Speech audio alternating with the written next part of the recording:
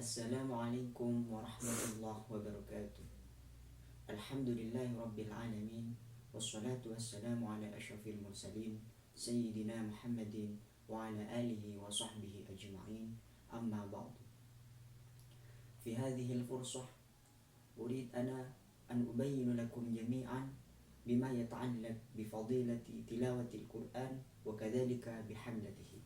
Lakin ba'da dhalik قبل ما أبين لكم جميعا اسمحوا لي أعرف نفسي. اسمي أنا فيضل مبارك. ولدت في قرية جامبوان وتعلمت أو تعهدت في المعهد دار المبتدئين. وبعد ذلك انتقلت إلى معهد سيلوغيري. هناك تعلمت اللغة العربية وكذلك تعلمت جميع العلوم مثل علم البلاغة مثل علم النحو مثل علم التفسير وما أشبه ذلك. لكن عندما أبين لكم جميعا كيف بفضيلة تلاوة القرآن اسمحوا لي تكلمت بكم بلغة الأعجمية تسهيلا لي وتفهيما لكم. بسم الله الرحمن الرحيم. الباب الأول أعني في أطراف من فضيلة تلاوة القرآن وحملته. أعني di dalam menerangkan tentang fadilah orang yang membaca Quran serta orang yang menghafalkannya. Kemudian dalam hadis yang lain yang diriwayatkan oleh Utsman bin Affan radhiyallahu anhu mengatakan Rasulullah sallallahu alaihi wasallam bersabda, khairukum man ta'allama al-Qur'an wa 'allamahu. Paling baiknya kalian semua adalah orang yang belajar Al-Qur'an serta mengajarkannya. Maka dari itu, bagi siapapun kalian berada, maka jadikan Al-Qur'an itu otoritas atau kegiatan yang perlu kalian lakukan di dalam setiap hari. Karena apa? Karena khairukum. Khairu ini adalah isim tafdil. Ketika isim tafdil maka bermakna lebih atau paling, yakni paling baiknya kalian semua adalah man ta'allama al-Qur'an wa 'allamahu. Jadi orang yang belajar Al-Qur'an serta mengajarkannya. Bukan mereka yang mendapatkan kekuasaan, presiden atau orang yang kaya, bukan. Tapi di sini adalah khairukum man ta'allama al-Qur'an wa 'allamahu. Dan hadis ini diriwayatkan oleh Abu Abdullah Muhammad bin Ismail an Ibrahim al-Bukhari di dalam Sahih Muslim, alladzi huwa asahhul kutub ba'dal Qur'an, yang mana kitab Sahih Bukhari itu adalah paling baiknya atau paling sahnya kitab setelah Al-Qur'an.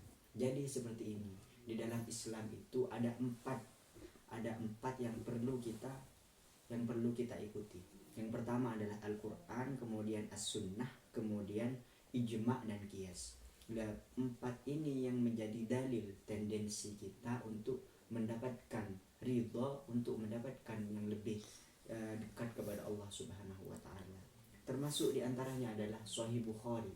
Sahih Bukhari ini adalah hadis yang sangat sahih sehingga kedudukannya nomor 2 daripada Al-Qur'an. Jadi di dalam hadis ini khairukum man ta'allama al-Qur'ana wa 'allamahu ini menerangkan bahwasanya paling baiknya kalian semua adalah orang yang belajar Al-Qur'an dan mengajarkannya walaupun satu huruf. Ini adalah hadis yang pertama. Kemudian dari hadis Aisyah radhiyallahu anha, beliau mengatakan qala Rasulullah sallallahu alaihi wasallam, Sayyidatina Aisyah radhiyallahu anha mengatakan bahwasanya Rasulullah sallallahu alaihi wasallam bersabda, alladzi yaqra'ul Qur'an wa huwa mahirun bihi ma'as safaratil kiram al-bararah, walladzi yaqra'ul Qur'an wa huwa yatata'ta' fihi wa huwa 'alaihi syaqqun lahu ajran.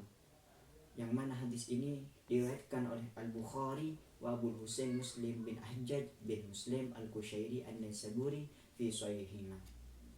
Hadis ini menerangkan bahwasanya orang yang belajar Al-Quran atau orang yang membaca Al-Quran serta orang itu mahir dalam membaca Al-Quran, maka bagaimana kedudukannya ma'as-safaratil kiramil bararah, bersama para malaikat, bersama para malaikat.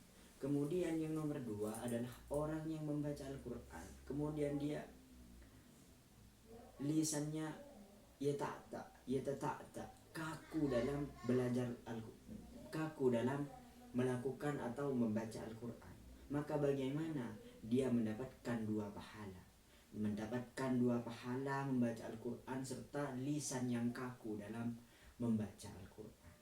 Jadi seperti ini, ketika dilarikan semuanya, ketika dilarikan, maka pekerjaan yang paling utama itu adalah membaca Al-Quran.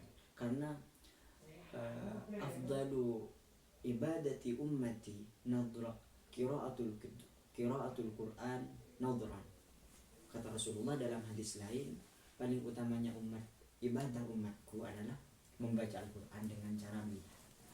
Ya, maka dari itu hendaknya bagi kita semua untuk membaca Al-Quran dimanapun kita berada. Hendaknya ketika kita dalam setiap hari, ketika kita tidak mampu untuk membaca 1 juz, maka bacalah untuk 1 surah, 1 lembar. Ketika kita mampu untuk membaca 1 lembar, maka bacalah 1 ayat saja. Ketika kita tidak mampu untuk membaca 1 ayat, pandanglah Al-Quran itu. Pandanglah Al-Quran itu serta berpikir, kenapa kau tidak bisa membaca Al-Quran? Sekeras apa hati ini? 1 huruf saja atau 1 ayat saja kita tidak mampu untuk membaca Al-Quran.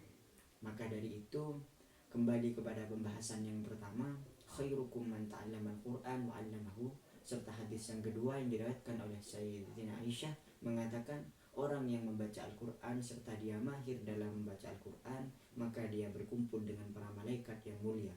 Serta orang yang membaca Al-Quran dan dia kaku dalam membaca Al-Quran, yata'ta fihi syakun lahu ajran, dia mendapatkan 2 pahala, yang mana pahala itu tidak diketahui kecuali Allah Subhanahu wa ta'ala. Begitulah pertemuan yang pertama ini.